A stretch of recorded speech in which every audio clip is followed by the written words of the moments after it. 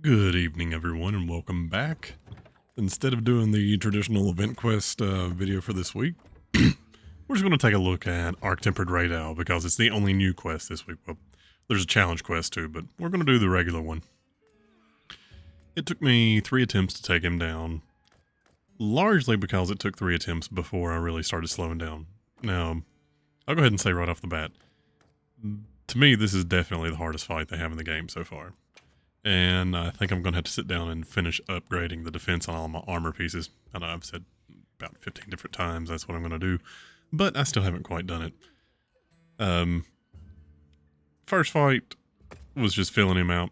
He managed to kill me just because I didn't really slow things down enough, and he has some pretty potent hits that can take a sizable chunk of your health out, and then he just chains them together, chains these explosions, and you'll see that in the fight in here in a little bit.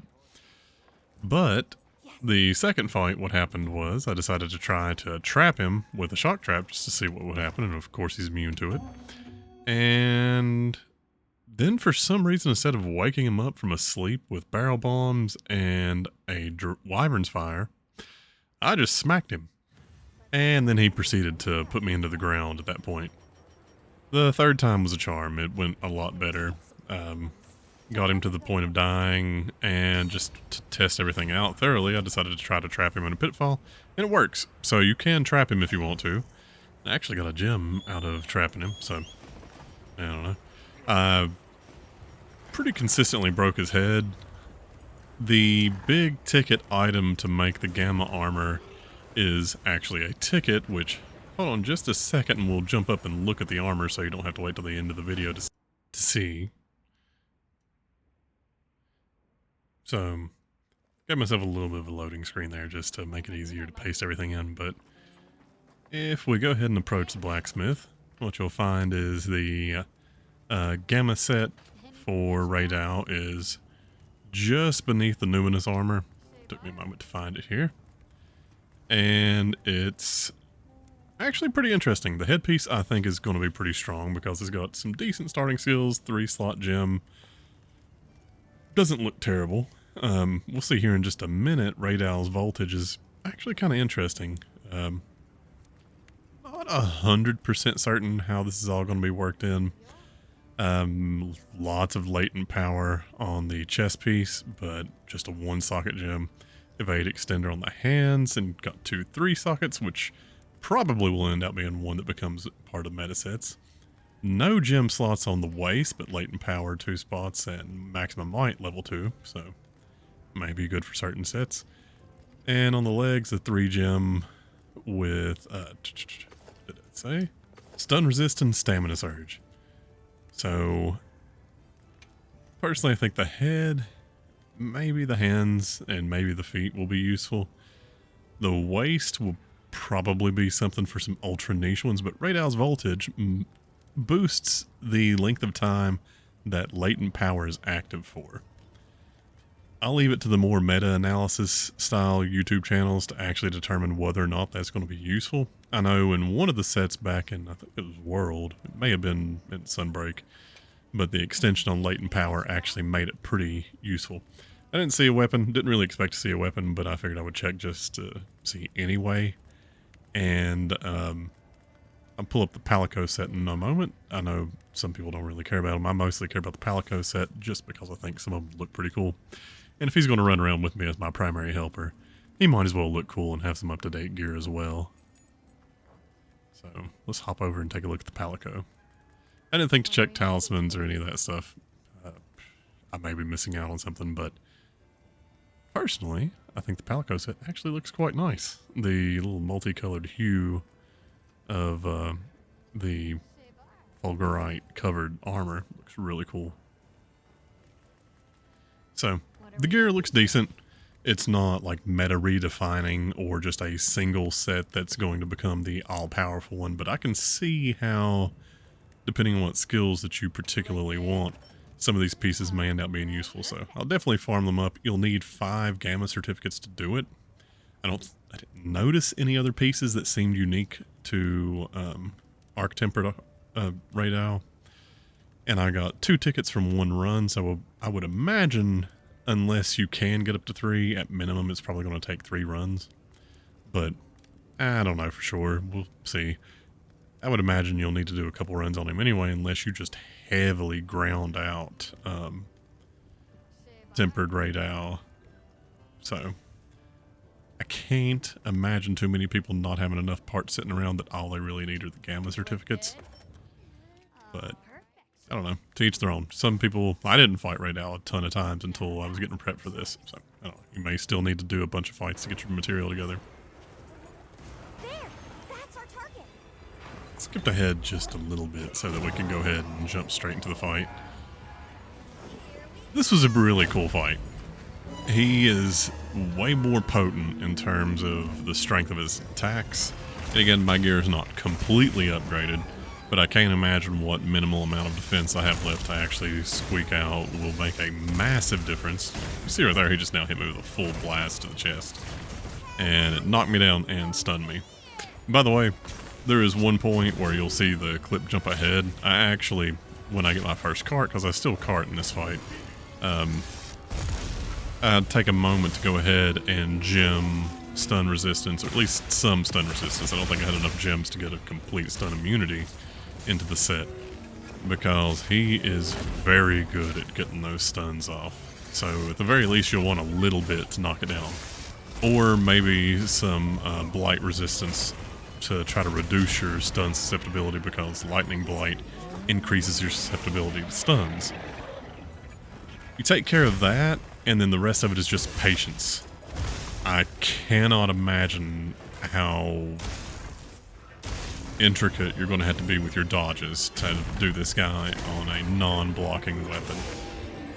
I would say, honestly, in Wilds as a whole, the non-blocking weapons are significantly harder than the blocking weapons. Yeah, you get evade, extender, and all that sort of stuff, and you try to do your stamina management a little bit better. But there's points where he chained together 4 or 5 different little railgun shots. And that's actually how he took me out in one of my attempts.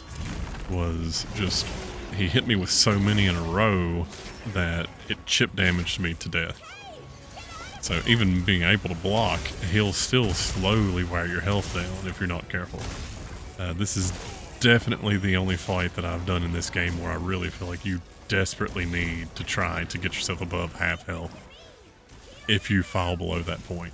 Realistically, you probably need to be above 3/4 health, because he's done a couple hits that really quickly took me out.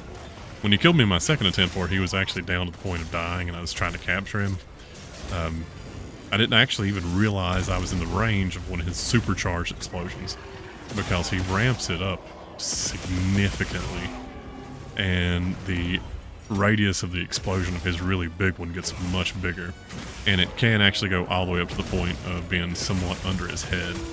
I was actually turned around under his legs, beating on his head, and I thought I was in a safe place, and next thing you know, oh, boom, I get killed. So this fight is actually one that's going to pose a bit of a challenge. By the way, see the rock hanging down over there? Yeah, I forgot about that. Don't forget about that. When you're fighting him over here, lure him over to it, get some bonus point damage. Definitely worthwhile to do. By the way, he starts out in this area, but as you'll see, he moves. So take advantage of the different sections while you can. When you get him close to death, he'll come back here to nest. So if he's moving to anywhere other than this area, he's not close to death. Pretty consistently took me around 23 minutes to get him to the point where the skull was showing up. But as you'll see if you watch the whole video, I'm actually playing pretty conservatively. So take your time. He's definitely not an impossible fight, but when you don't take your time, stuff like that happens. So this is the point where I hop back in the tent and try to put some stun resistance on, because stun is what just killed me. He's very good at realizing he has you pinned down with a stun and then immediately punishing the fact that you let yourself get stunned. So it does feel like his AI is set up to punish you if you're not guarding or dodging certain attacks. And you'll see it took me so long in the tent, he actually pursued me out to this particular spot. I kept missing my mounts for a long time on this one. But another tip would be get your flash pods going. You can knock him out of the air. I didn't refill them beyond my initial 3, so I have no idea if you could knock him down past 3. I know the old Arc Tempereds, I think, capped out at 5. But at the very least, it's a viable strategy to get some quick damage in early on. Other than that, just be sure you eat your meals, pop your potions, and take your time. Whenever he's doing this bit, work your way around him. I guess if you're a dodge weapon, if you can kind of work off to the side anytime you see the railgun going, just circle around him, you should be able to catch when he starts charging up for that one and get behind the rear legs and probably punish the whole shot. He definitely has points where he pauses and has openings, but the longer the fight goes, it seems like the more hits he starts flinging out and the more he starts sort of combining things in to make it harder and harder to find openings. But very much doable. Just gotta be patient, and you won't have to kill him a ton of times in order to get the materials you need off of him. Now, one thing I noticed going into this is that this one's only rated 3 stars. If they actually put him in the open world, or put in a way to get a 5-star Arc Tempered Rey Dau, that fight is going to be one where you might just have a video of me showing and saying, hey, here's the fight. I die at the end. Not going to keep grinding it until I get a kill.